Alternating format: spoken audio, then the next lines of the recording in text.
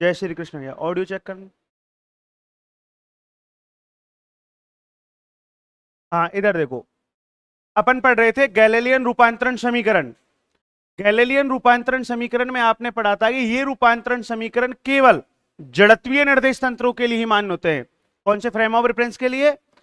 Only inertial frame of reference के लिए ही valid है गैलीलियन ट्रांसफॉर्मेशन इक्वेशन। फिर आपने यहां पे दो जड़त्वीय निर्देश तंत्र मान लिए थे। आपने एस एक जड़त्वीय निर्देश तंत्र मान लिया, ये कौन सी स्टेट में था? रेस्ट, विराम अवस्था में उपस्थित था। ये एस निर्देश तंत्र का एक्स एक्सिस था और ये वाई एक्सिस, और ये क्या था? Origin point. यदि अपन 3D शो करें तो जेड ये होता है, तो अपन ने जेड को ये दिखा दिया। चेक कर लो, यही कहानी थी। फिर अपन ने बोला था एक निर्देश तंत्र और है जिसका नाम क्या था? S prime. ठीक है, इनिशियल स्टेट में, प्रारंभिक अवस्था में तो वो इस पर ओवरलैपिंग कर रहा है। ओवरलैपिंग मतलब अर्थात एस और एस डैश निर्देश तंत्र एक ही बिंदु पर स्थित हैं, यही तो बोला था आपने। और टी समय पश्चात वो निर्देश तंत्र कहां पहुंच जाता है? अपन ने मान लिया यहां पहुंच गया। ये कौन सा निर्देश तंत्र है? इसका ये ओरिजिन पॉइंट क्या है? ये कोऑर्डिनेट एक्सिस है, ये वाई डैश, और ये भैया प्रारंभिक अवस्था में ये ओ डैश पॉइंट कहां पर है? ऊपर।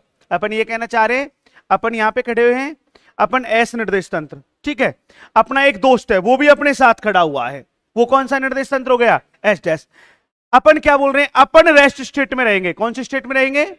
जबकि मित्र गति करेगा, जैसे ही टाइम स्टार्ट होगा मित्र दौड़ना प्रारंभ कर देगा। तो हम टी बराबर 5 सेकंड पर देखें, 10 मिनट बाद देखें, 20 मिनट बाद देखें, तो मित्र कुछ दूरी तय कर लेगा, क्योंकि वो कौन सी अवस्था में है? मूविंग स्टेट में, गतिशील अवस्था में। यही अपन ने बोला है कि एस और एस डैश दो फ्रेम ऑफ रेफरेंस हैं। यहां पे एस है वो रेस्ट स्टेट में है, जबकि एस डैश है वो मूविंग स्टेट में है। कितनी वेलोसिटी से? एस डैश निर्देश तंत्र का वेग कितना है? V vector. कैपिटल लेटर से लिखेंगे। कौन से लेटर से? हाँ भैया। और ये वेग कैसा है? कांस्टेंट है, फिक्स वेग है। जैसे मान लो 5 किलोमीटर पर सेकंड है या 10 किलोमीटर पर सेकंड है। समझ में आ गया? और इनिशियल स्टेट में ओ डैश पॉइंट कहां पर है? ऊपर। तो ये डिस्टेंस इसने जो अप्रोच की है, तय की है, ये दूरी कितने समय पश्चात पहुंचा है यहां पे? टी समय पश्चात। हो सकता है 10 मिनट बाद, हो सकता है 15 मिनट बाद। तो कितने समय में ये दूरी तय की है? टी समय में। तो आपने ये डिस्टेंस किससे नोट कर रखी है? आर नॉट से। समझ में आ गया? तो अपन ने क्या बोला था, और जो फर्स्ट डे हैं, जिनका फर्स्ट लेक्चर है, उनके समझ में नहीं आएगा, क्योंकि अपना टॉपिक बीच में चल रहा है। हमने इन सब की पहले निर्देश तंत्र क्या होता है, जड़त्वीय क्या होता है, ये सब कुछ पढ़ा दिया। तो जैसे ही आप स्टार्टिंग से क्लास लेंगे अल्टीमेट समझ में आएगा। ठीक है, वैसे समझने का प्रयास करो। इधर देखो, तो अपन ने कहा कि अपने पास दो फ्रेम ऑफ रेफरेंस है, एस और एस प्राइम। अब इसमें पार्टिकल डिफाइन करते हैं अपन। क्या डिफाइन करते हैं? पार्टिकल। अपन ने मान लिया पार्टिकल है वो यहां पे बैठा हुआ है, पॉइंट पी पर। पार्टिकल कहां पे बैठा हुआ है? पॉइंट पी पर बैठा हुआ है। अब इसको एस फ्रेम में डिफाइन करो पार्टिकल को। तो कैसे डिफाइन करेंगे?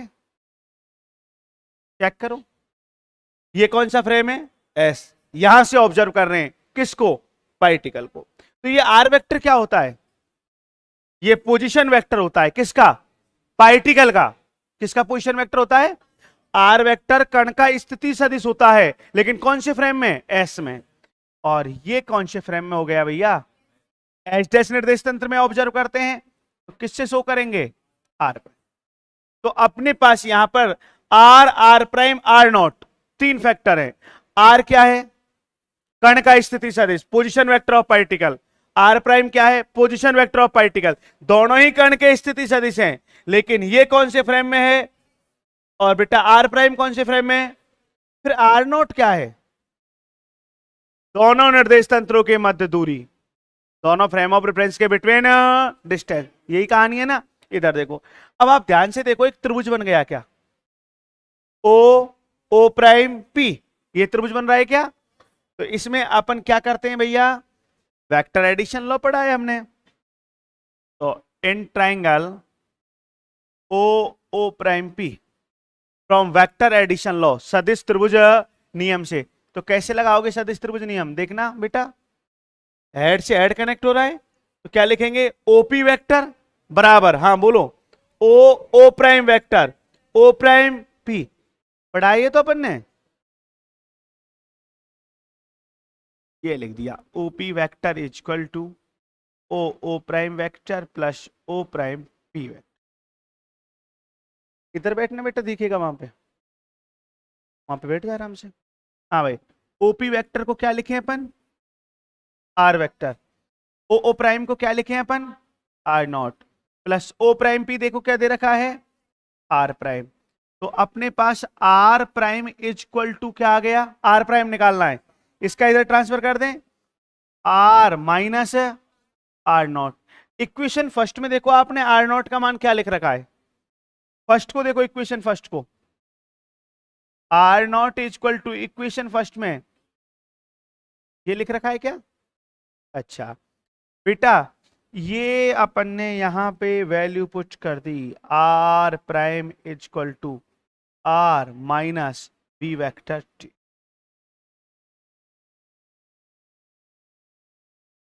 मुझे ये बताओ, ये पोजीशन कौन से फ्रेम में है, एस में, ये कौन से में, एस डैश में, तो ये एक इक्वेशन आ गई क्या, इसे अपन क्या बोलेंगे, पोजीशन ट्रांसफॉर्मेशन इक्वेशन, स्थिति रूपांतरण समीकरण।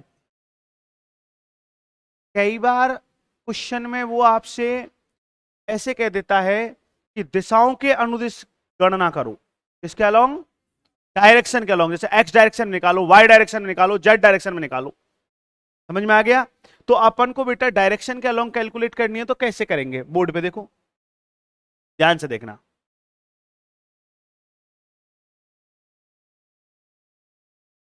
जैसे एक्स दिशा में स्थिति रूपांतरण समीकरण लिखो, कैसे लिखेंगे, हम जानते हैं कि अपन को पोजीशन वेक्टर लिखना है पार्टिकल का, आर वेक्टर, तो बेटा आर वेक्टर को कोऑर्डिनेट फॉर्म में कैसे लिखते हो आप, X I cap plus Y plus Z, check करो, पढ़ाइए तो आपने, और एस डैश निर्देश तंत्र में लिखना है तो आर डैश लिखना है, ये तो आपने एस फ्रेम में डिफाइन कर दिया पार्टिकल का पोजीशन वेक्टर, और यदि एस प्राइम फ्रेम में लिखना है तो कोऑर्डिनेट क्या होंगे बताओ, X prime I cap, Y prime plus Z prime. Geetanjali मुझे ये बता, I cap J cap K cap में डैश क्यों नहीं लगाया,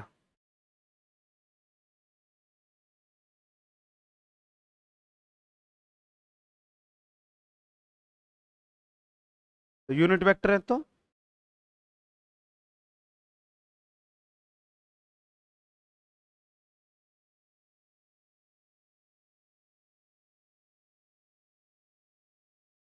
और लगा दे, पुष्पेंद्र लगाओ, मस्तिष्क पे बल दो हल्का सा,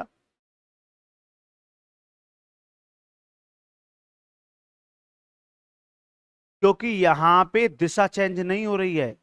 यदि ये घूर्णी निर्देश तंत्र होता, कौन सा निर्देश तंत्र होता, एक मिनट सुनो, ये आपका एस फ्रेम है, ये एक्स एक्सिस है, ये वाई एक्सिस है मान लो, और एक आपका एस डैश निर्देश तंत्र है, कौन सा निर्देश तंत्र है, और ये घूम रहा है। स्टार्टिंग में तो इसकी कंडीशन ये है, ये एक्स डैश और ये वाई डैश, ठीक है, तो स्टार्टिंग में तो कंडीशन ये है, फिर ये क्या कर रहा है, जो एस डैश निर्देश तंत्र है वो क्या कर रहा है बेटा, मान लो ये आपका एस डैश निर्देश तंत्र है, ठीक है, मान लो ये ऐसे रोटेटिंग मोशन में ऐसे, तो अब चेक करो डायरेक्शन चेंज हो रही है, मतलब मैं आपसे क्या कहना चाह रहा हूं, यदि एक्स में डायरेक्शन आई कैप है, तो एक्स डैश के लिए डायरेक्शन क्या होगी, आई कैप डैश, तो अब चेक करो आई कैप डैश चेंज हो रहा है क्या, दिशा, जब ये क्या कर रहा है, ये हो गई दिशा, आफ्टर टी टाइम देखें तो ये आएगा नहीं आएगा एक्स डैश, वाई डैश ये आ जाएगा, अरे ये घूम जाएगा, नहीं घूम जाएगा ऐसे, तो आई कैप डैश ये आ गया नहीं आ गया, तो डायरेक्शन चेंज हो गई नहीं हो गई। लेकिन यहां पे हम लीनियर मोशन पढ़ रहे हैं, कौन सी गति पढ़ रहे हैं, रेखीय गति, ऐसे गति कर रहा है। तो चेक कर लो, क्या आई कैप की डायरेक्शन चेक हो रही, इधर देखो चेंज हो रही है, क्या जे कैप की डायरेक्शन चेंज हो रही है, नहीं हो रही। समझ में आया? यदि घूर्णी निर्देश तंत्र होता, कौन सा निर्देश तंत्र होता, रोटेटिंग फ्रेम ऑफ रेफरेंस होता, घूर्णन गति करता, तो वहां पे आई cap, J cap, K cap में भी हमको क्या लगाने पड़ते, प्राइम लगाने पड़ते, क्योंकि डायरेक्शन क्या हो जाती, चेंज। यहां पे डायरेक्शन चेंज आप चेक कर लो, एक्स की डायरेक्शन में ही एक्स डैश है, वाई की डायरेक्शन में ही वाई डैश है, और जेड की डायरेक्शन में ही जेड प्राइम है। और ये थोड़ी देर बाद यहां पे पहुंच जाएगा तो भी डायरेक्शन ये रहेगी, यहां पे पहुंच जाएगा तो भी डायरेक्शन यही रहेगी। जबकि ये रोटेटिंग मोशन करता तो डायरेक्शन क्या हो जाती, जब ये घूर्णन गति करता तो दिशा क्या हो जाती, परिवर्तित। फिर अपन क्या यूज करते, आई कैप प्राइम, जे कैप प्राइम, के कैप। समझ में आ रहा है ना? इसीलिए हमसे न्यूमेरिकल नहीं होते हैं फिर बाद में, क्योंकि हमको कॉन्सेप्ट तो पता होता नहीं है। तो गीतांजलि हम नींदों में ना बेटा, अरे संजना, हाँ भाई, ये अपन ने क्या लिख दिया, आर, ये अपन ने क्या लिख दिया, आर डैश। ये कौन से फ्रेम में, अच्छा ये कौन से फ्रेम में, अच्छा एस डैश निर्देश तंत्र में। अब मैं वेलोसिटी को लिख रहा हूं, वेलोसिटी को, वी वेक्टर को, ये लिखा मैंने वी वेक्टर, क्या लिखूं, अरे वी को क्या लिखूं मैं, वी क्या है, वी क्या है, पहले तो ये बताओ वी क्या है। सर वेलोसिटी है, किसकी वेलोसिटी है, एस डैश निर्देश तंत्र का वेग है। वी वेक्टर क्या है, एक बार बोर्ड पर देखना, ये वी वेक्टर क्या है, velocity of S dash frame of reference, S dash निर्देश तंत्र का वेग है। तो एस डैश निर्देश तंत्र का वेग है, मेरे भी समझ में आ रहा है, पर ये बताओ कौन सी दिशा में है, ये कौन सी दिशा में भाग रहा है, एस डैश निर्देश तंत्र कौन सी डायरेक्शन में गति कर रहा है, एक, इधर देखो भैया, एक्स डायरेक्शन में मूविंग स्टेट में है क्या, तो एक्स डायरेक्शन में यूनिट वेक्टर क्या होता है, तो मैं इसको ऐसे लिख दूं क्या, या तो ऐसे लिख दो, वी का मतलब वेलोसिटी, कौन सी डायरेक्शन में, एक्स डायरेक्शन में, आई कैप, सही लिखा है क्या, या तुम्हारी इच्छा है तो ऐसे भी लिख सकते हो। सर हम वी एक्स को वी नॉट से दर्शा दे तो कोई समस्या, हम दर्शा सकते हो, वी एक्स को किससे दर्शा सकते हो, वी नॉट से, क्यों, एक्स दिशा में वेग नियत है, अरे वी कांस्टेंट है ना, तो वी नॉट अपन ने कांस्टेंट शो कर दिया। समझ में आ गया, कौन सी डायरेक्शन में, तो एक्स दिशा का यहां पता कैसे चल रहा है तुमको कि एक्स दिशा में वेग, आई कैप कारण, आई कैप क्या है, यूनिट वेक्टर, कौन सी डायरेक्शन में, एक्स डायरेक्शन। क्लियर? तो मैं इसको लिखूं या इसको लिखूं, जो तुम्हारी इच्छा, कोई फर्क नहीं पड़ेगा, वी एक्स लिखें, चल ठीक है, तुम ये ले भाई, तू प्रसन्न रहे। वैल्यू पुट करते हैं अब इसमें, करें वैल्यू पुट, क्या आएगा वैल्यू पुट करेंगे तो, सबसे पहले अपन आर डैश का मान रखेंगे, है ना,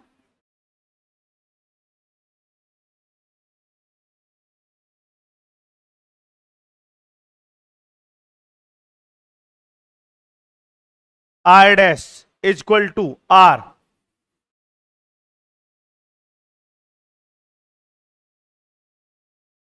माइनस वी टी, वी का मान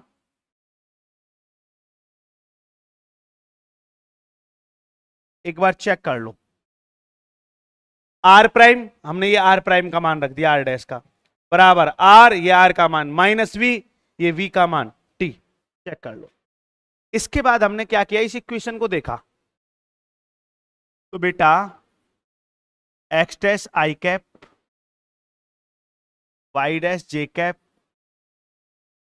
जेड डैश के कैप, हमने देखा कि इन दोनों में आई कैप कॉमन आ रहा है, चेक करो आ रहा है क्या, तो क्या लिखेंगे बेटा, एक्स, भाई आई कैप कॉमन लिया तो यहां पे एक्स बचा, और यहां पे क्या बचेगा, माइनस का वी एक्स टी, सही है क्या, और क्या कॉमन ले लिया आपने, आई कैप प्लस वाई जे कैप। तुम्हें यूनिट वेक्टर के कोफिशिएंट्स का कंपैरिजन करना आता है, इकाई सदिश के गुणांकों की तुलना करने पर, क्या करने पर, कंपेयर कैसे करते हैं, इधर देखो बेटा इधर देखो, कंपेयर कर रहे हैं, यहां पे हम तुलना कर रहे हैं, तो आई कैप का कोफिशिएंट कितना है? अरे आई कैप का गुणांक कितना है? आगे क्या लिख रहा है? X dash. तो मैंने ये लिख दिया x dash equal to i cap का गुणांक यहां पे सही है, जे कैप का गुणांक क्या है चेक करो। आगे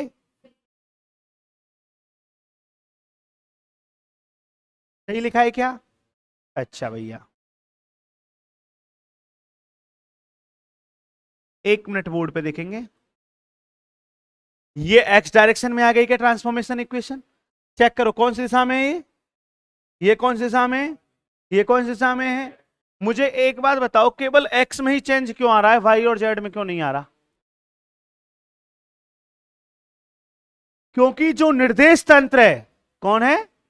फ्रेम ऑफ रेफरेंस जो एच डैश है वो केवल कौन सी डायरेक्शन में गति कर रहा है?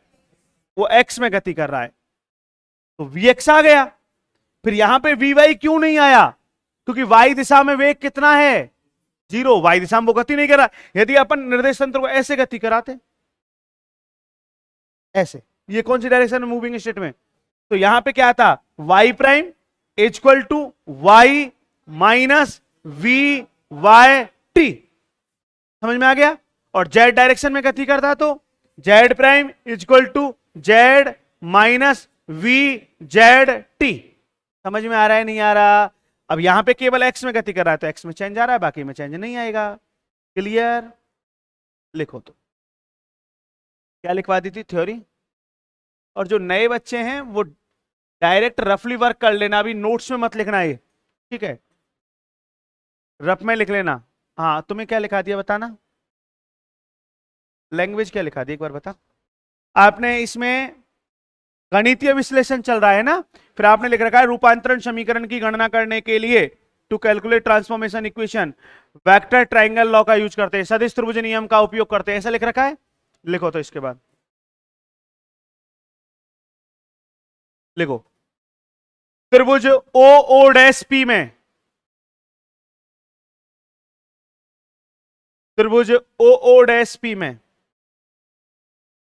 बेटा जो नए बच्चे हैं वो एक बार साइड में ये डायग्राम बना लेना, हालांकि तुम्हारे समझ में तो आएगा नहीं, फिर भी बनाना चाहो तो बना लो, क्योंकि नया टॉपिक बीच में चल रहा है, नहीं आएगा समझ में, नया टॉपिक पढ़ाएंगे तभी समझ में आएगा। बना लो ये डायग्राम नए बच्चे। बाकी जो रेगुलर क्लास ले रहे हैं वो लिखो त्रिभुज ओ ओ डैश पी में, लिख दिया सदिश त्रिभुज नियम से, और कॉपी करो सदिश त्रिभुज नियम से फ्रॉम वेक्टर एडिशन लॉ, सदिश त्रिभुज नियम से, और लिखो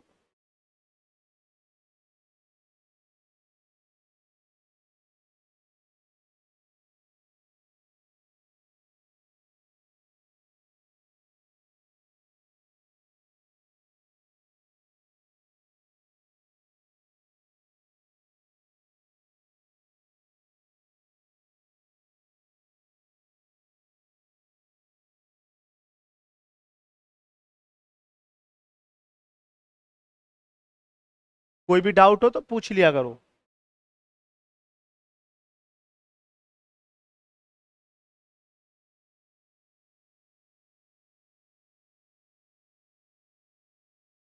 डायग्राम बना लिया भाई, थोड़ा जल्दी बनाओ।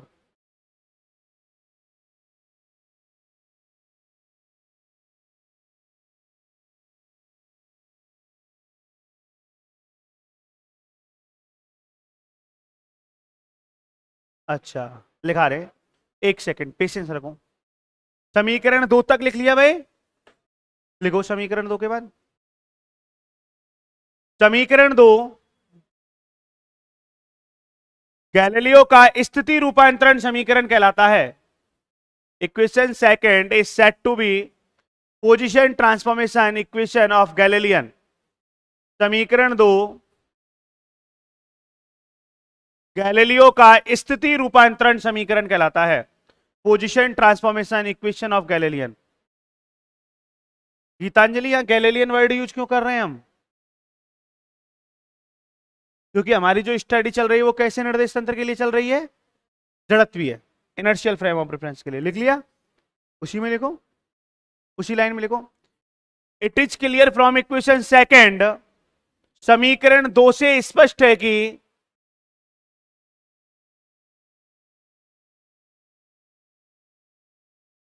समीकरण 2 से स्पष्ट है कि, बताओ क्या स्पष्ट है, मुझे ये बताओ, आर बराबर आर डैश मिल रहा है क्या? बोर्ड पे देखो, समीकरण 2 को देखो, ये समीकरण 2 है, क्या आपको आर बराबर आर डैश मिल रहा है? माइनस वीटी और आ रहा है ना, ये यदि आता तो स्थिति निश्चर हो जाती। यदि दोनों राशि बराबर आए, दोनों राशि क्या है, जैसे y डैश बराबर y, तो यहां पे y कोऑर्डिनेट क्या है, निश्चर है, निश्चर है, निश्चर का मतलब दोनों निर्देश तंत्र में समान प्राप्त हो रहा है, इसे इनवेरिएंट बोलते हैं। और क्या यहां पे r डैश बराबर r आ रहा है, नहीं आ रहा, इसका मतलब इस ये निश्चर नहीं है, तो अनिश्चर बोल दें। तो लिखो ना, क्या लिखा है, समीकरण 2 से स्पष्ट है कि गैलीलियन रूपांतरण समीकरण के अंतर्गत, गैलीलियन रूपांतरण समीकरण के अंतर्गत कण की स्थिति निश्चर राशि नहीं होती है। It is clear from equation second, position of particle, position of particle is a variant quantity in Galilean transformation equation. Position of particle is a variant quantity in Galilean transformation equation. समीकरण 2 से स्पष्ट है कि Galilean रूपांतरण समीकरण के अंतर्गत कण की स्थिति निश्चर राशि नहीं होती है। अब इसको अंडरलाइन कर दो, निश्चर राशि नहीं होती है, यही क्वेश्चन बनेगा। आपसे कहेगा सिद्ध करो, निश्चर नहीं होती, तो निश्चर का मतलब क्या है कि दोनों निर्देश तंत्रों में बराबर नहीं आती। समझ में आ गया? हाँ, इसके बाद लिखो नेक्स्ट, ऐसे लिखेंगे, देखो ऐसे छोटी सी हेडिंग यहां पे, घटकों के रूप में इन कंपोनेंट्स फॉर्म, घटकों के रूप में इन कंपोनेंट्स फॉर्म, इन कंपोनेंट्स फॉर्म, छोटी सी हेडिंग डालो, घटकों के रूप में, किसके रूप में, हाँ घटक, पढ़े घटक, वी नो दैट करके कॉपी करो, लिखो, हम जानते हैं कि, और छापो।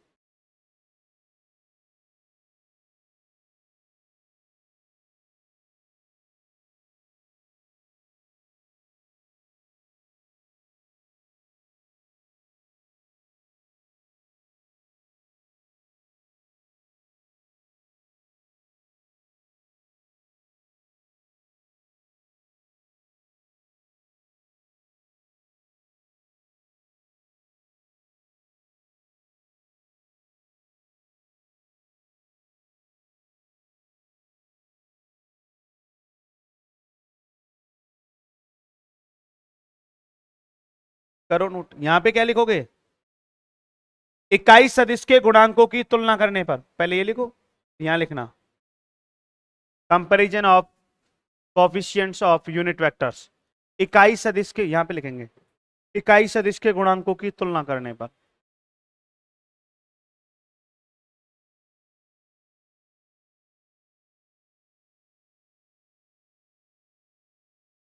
इकाई सदिश के गुणांकों की तुलना करने पर,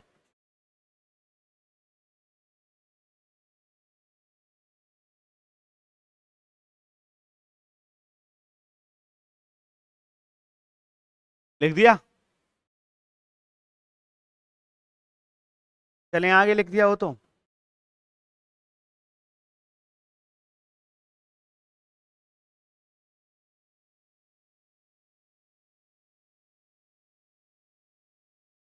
लिख दिया, इकाई सदिश के गुणांकों की तुलना करने पर।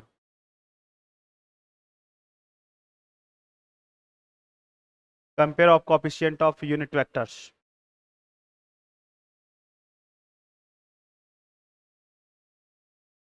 चलो तो भैया आगे चलते हैं, स्टार लगा के नेक्स्ट पॉइंट, स्टार लगा के इसी में हेडिंग डालेंगे, टॉपिक यही चल रहा है लेकिन इसी में नेक्स्ट पॉइंट, वेग रूपांतरण समीकरण, वेलोसिटी ट्रांसफॉर्मेशन इक्वेशन, वेग रूपांतरण समीकरण, वेलोसिटी ट्रांसफॉर्मेशन इक्वेशन, वेग रूपांतरण समीकरण,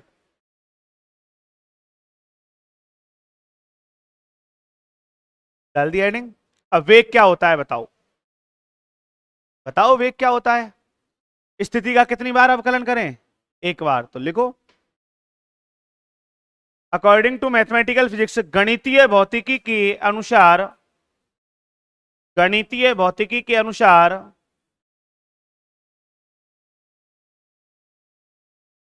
कण की स्थिति का समय के सापेक्ष derivative of position of particle with respect to time. गणितीय भौतिकी के अनुसार, गणितीय भौतिकी के अनुसार कण की स्थिति का समय के सापेक्ष, समय के सापेक्ष अवकलन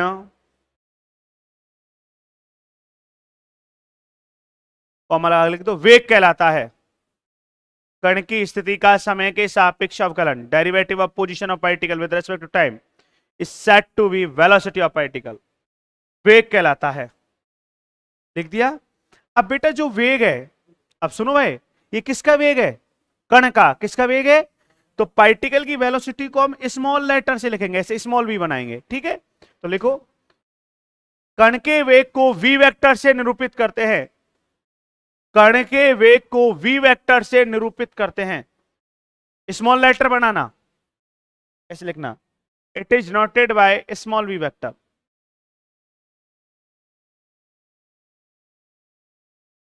लिख लिया। हाँ भाई, अब बताओ समीकरण 2 क्या है आपके पास, ये है। अब वेग निकालना है, क्या करोगे बताओ यार, अब तो कई बार पढ़ा दिया, अब तो माइंड में सेट होना चाहिए। फ्रॉम इक्वेशन 2, क्या है इक्वेशन 2 बताओ, r prime is equal to are minus b t. Check करो इक्वेशन सेकंड यही है क्या, अपन को वेलोसिटी चाहिए, क्या करें velocity, differentiate with respect to t, समय के सापेक्ष अवकलन कर दें। हाँ भाई, इसका डिफरेंशिएट करेंगे, डिफरेंशिएट कैसे करते हैं, यही होता है कि अवकलन की टर्म किसका कर रहे हैं, r prime equal to d r upon d t minus d v upon d t, लेकिन यहां पे टाइम और है, सही है क्या। हाँ भैया, ये D r upon d T क्या बन गया, वेलोसिटी। बेटा डैश लग रहा है तो क्या लगा दिया, dash, D r upon d T velocity. यहां पे डैश यूज नहीं हो रहा, मतलब एस फ्रेम में, यहां पे डैश यूज हो रहा है मतलब एस डैश में। हाँ भाई, माइनस ये वी वेक्टर क्या है, वी वेक्टर क्या है, आपने बोला था स्टार्टिंग में कि एस डैश निर्देश तंत्र का वेग है, जो कैपिटल वी बना रखा है, तो ये कांस्टेंट है। तो कांस्टेंट को क्या करोगे तुम, जैसे 2t लिखा होता है यहां पे, तो 2 को बाहर नहीं निकालते क्या, तो ये कांस्टेंट अपन ने बाहर निकाल दिया, लेकिन कैपिटल लेटर है, ध्यान रखना। टी का टी के रेस्पेक्ट में डेरिवेटिव क्या लोगे, 1। तो आपके पास क्या आ गया, b prime is equal to v minus capital v. तीनों में डिफरेंस बताओ, ये कण का वेग, ये कण का वेग, velocity of particle, velocity of particle, ये कौन से निर्देश तंत्र में, एस डैश, ये और ये एस डैश निर्देश तंत्र का नियत वेग, constant velocity of S dash frame of reference. करो नोट।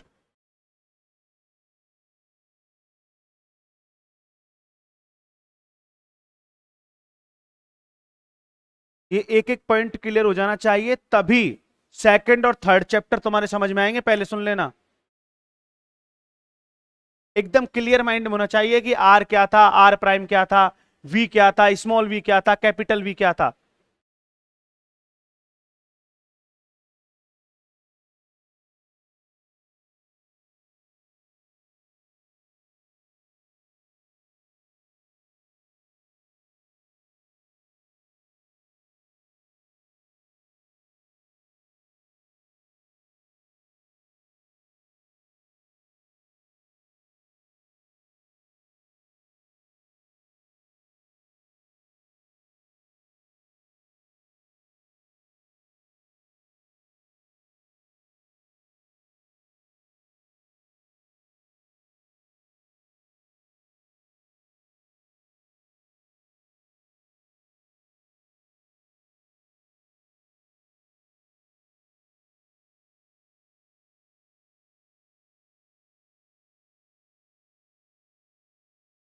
लिख लिया? तो मुझे ये बताओ, क्या v डैश बराबर v मिल रहा है तुम्हें? नहीं मिल रहा ना? इसका मतलब वेग निश्चर है या नहीं? नहीं है भाई, माइनस कैपिटल वी और हो रहा है ना, तो वेग निश्चर राशि नहीं है। कहां पे नहीं है? गैलीलियन रूपांतरण समीकरण के अंतर्गत। किसके अंतर्गत? तो लिखो, देखो समीकरण 3 से स्पष्ट है कि समीकरण 3 से स्पष्ट है कि it is clear from equation third, velocity is a variant quantity in Galilean transformation equation. समीकरण 3 से स्पष्ट है कि गैलीलियन रूपांतरण समीकरण के अंतर्गत, समीकरण 3 से स्पष्ट है कि गैलीलियन रूपांतरण समीकरण के अंतर्गत कण का वेग निश्चर राशि नहीं होता है। कण का वेग निश्चर राशि नहीं होता है।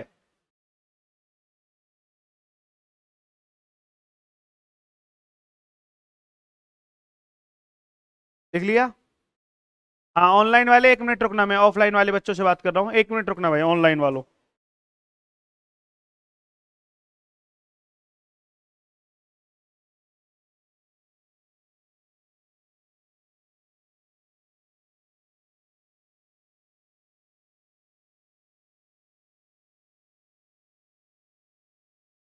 माइक बंद कर रखा है ऑनलाइन वालों, टेंशन मत आना।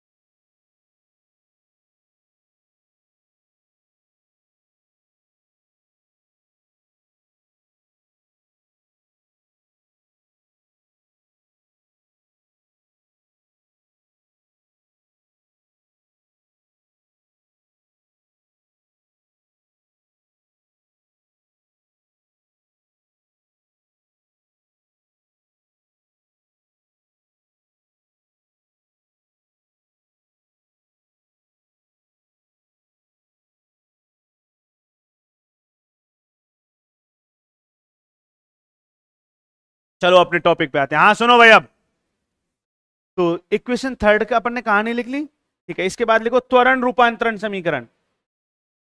नेक्स्ट पॉइंट स्टार लगा के, त्वरण रूपांतरण समीकरण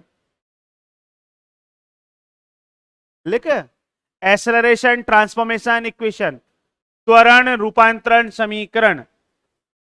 तो त्वरण क्या होता है बताओ? वेग का अवकलन कर दो, तो लिख दो हम जानते हैं कि, वी नो दैट, हम जानते हैं कि वेग में परिवर्तन की दर, हम जानते हैं कि वेग में परिवर्तन की दर, change in velocity with respect to time, is said to be acceleration of particle. हम जानते हैं कि वेग में परिवर्तन की दर त्वरण कहलाती है।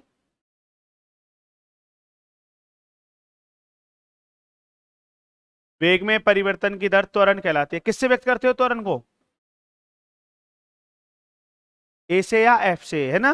तो लिखो, त्वरण को स्मॉल ए वेक्टर से निरूपित करते हैं।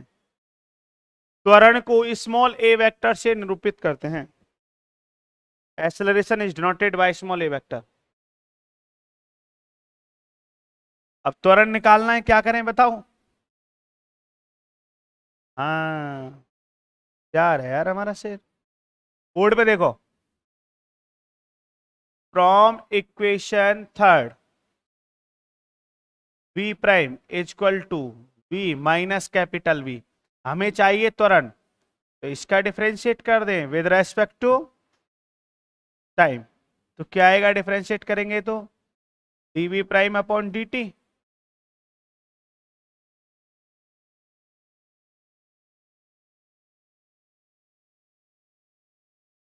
ये v क्या है, और कांस्टेंट का डिफरेंशिएट करोगे तो क्या लिखे यहां पे, मैं dv अपॉन dt को जीरो लिख दूं क्या? क्यों लिख रहे हैं जीरो? क्योंकि v क्या है यहां पे, कांस्टेंट, और कांस्टेंट का derivative zero. dv upon dt क्या बन गया, a बन गया क्या? कौन से फ्रेम में, देखो डैश लग रहा है, डैश लगा दिया, a, और इसका मान जीरो हो जाएगा, तो a डैश इक्वल टू क्या आ जाएगा, चेक कर लो। तो त्वरण निश्चर है, तो स्थिति और वेग तो निश्चर नहीं है, जबकि त्वरण निश्चर है।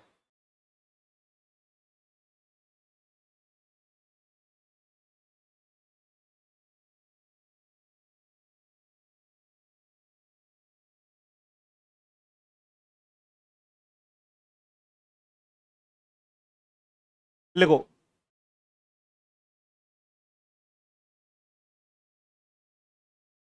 लिख लिया ये, देखो समीकरण 4 से स्पष्ट है कि, थोड़ा फास्ट लिखा करो,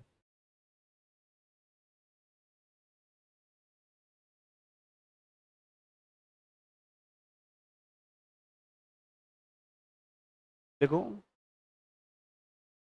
समीकरण 4 से स्पष्ट है कि कण का त्वरण, कण का त्वरण गैलीलियन रूपांतरण समीकरण के अंतर्गत निश्चर राशि होता है। कण का त्वरण गैलीलियन रूपांतरण समीकरण के अंतर्गत निश्चर राशि होता है।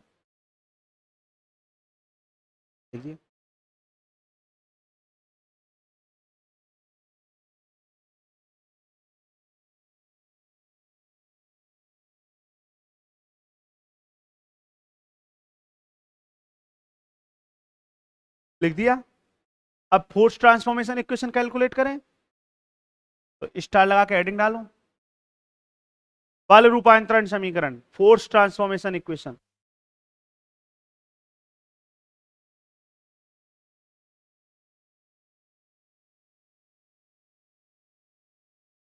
लिख दिया, तो लिखो, इसी में लिखो, न्यूटन के द्वितीय नियम के अनुसार, according to Newton second law, Newton के द्वितीय नियम के अनुसार क्या है बताओ, दूसरा नियम न्यूटन का लिख दो, तो द्रव्यमान और त्वरण का गुणनफल बल कहलाता है। न्यूटन के द्वितीय नियम के अनुसार द्रव्यमान और त्वरण का गुणनफल बल कहलाता है। According to Newton second law, product of mass and acceleration is known as force.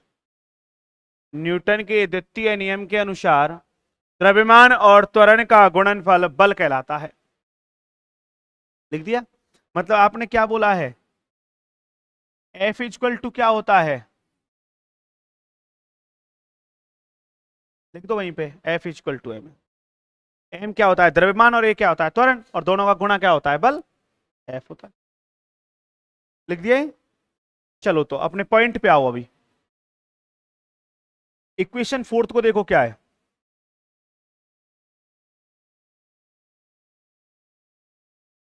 Very good. A prime equal to क्या है, ए, स्मॉल एम का दोनों तरफ मल्टीप्लाई करें, तो मल्टीप्लाई कैसे करेंगे, m a dash, m a, सही लिखा है क्या? एम का दोनों तरफ गुणा कर दिया ना इसमें, तो ये कौन से फ्रेम में फोर्स आ गया, F। फोर्स वेरिएंट है या इनवेरिएंट है, निश्चर या अनिश्चर, निश्चर है, दोनों में इक्वल आ रहा है।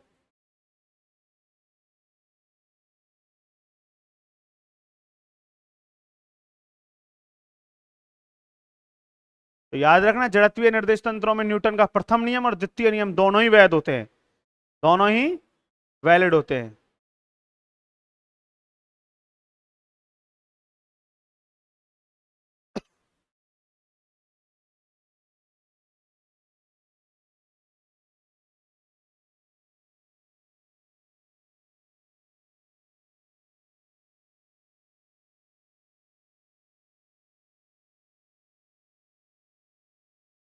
कर लिया नोट? लिख दो। समीकरण 5 से स्पष्ट है कि it is clear from equation 5। समीकरण 5 से स्पष्ट है कि गैलीलियन रूपांतरण समीकरण के अंतर्गत, समीकरण 5 से स्पष्ट है कि गैलीलियन रूपांतरण समीकरण के अंतर्गत बल एक निश्चर राशि होता है। Force is a invariant quantity in Galilean transformation equation.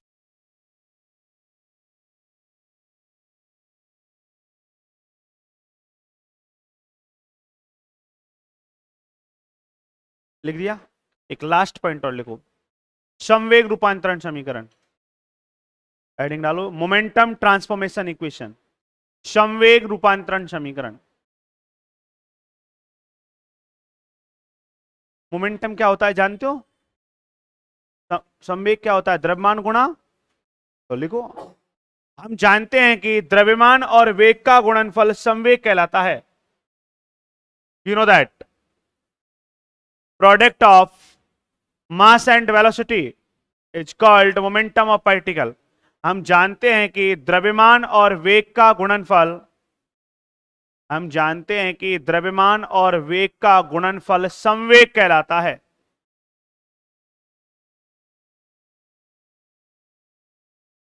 भाई आप मोमेंटम यही तो लिखते हो, एक मिनट बोर्ड पे देखना, P बराबर mv तो होता है मोमेंटम। लिख दो P बराबर mv, द्रव्यमान और वेग का गुणनफल संवेग कहलाता है। लिख दिया? हाँ भैया। अब आपके पास वेग की कौन सी इक्वेशन है चेक करो, दूसरी है या तीसरी है? एक है। अच्छा, क्या इक्वेशन है? v prime is equal to v minus capital V। क्या करें? स्मॉल m का बोथ साइड मल्टीप्लाई, तो क्या आएगा? mv prime is equal to mv minus m capital V। सही लिखा है? तो ये मोमेंटम कौन से फ्रेम में आ गया पार्टिकल का? ये s माइनस एम पी। क्या टीचर इसको कैपिटल P लिख देते हैं? इक्वेशन क्या दें?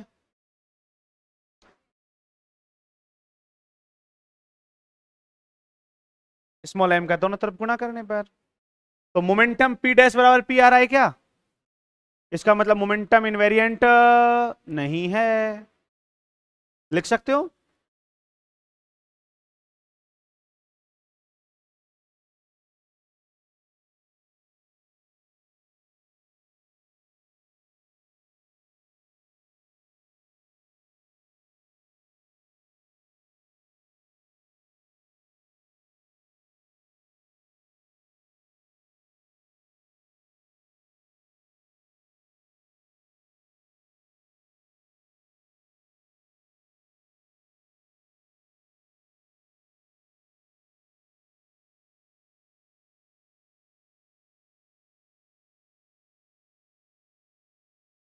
हाँ, लिख दिया? क्या लिखा है? समीकरण 6 से स्पष्ट है कि गैलीलियन रूपांतरण समीकरण के अंतर्गत संवेग एक निश्चर राशि नहीं है।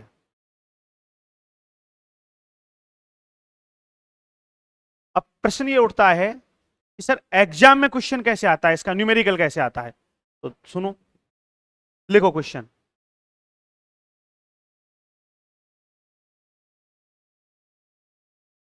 लिखो क्वेश्चन, सिद्ध कीजिए कि, क्वेश्चन लिखो क्वेश्चन, प्रूव दैट, सिद्ध कीजिए कि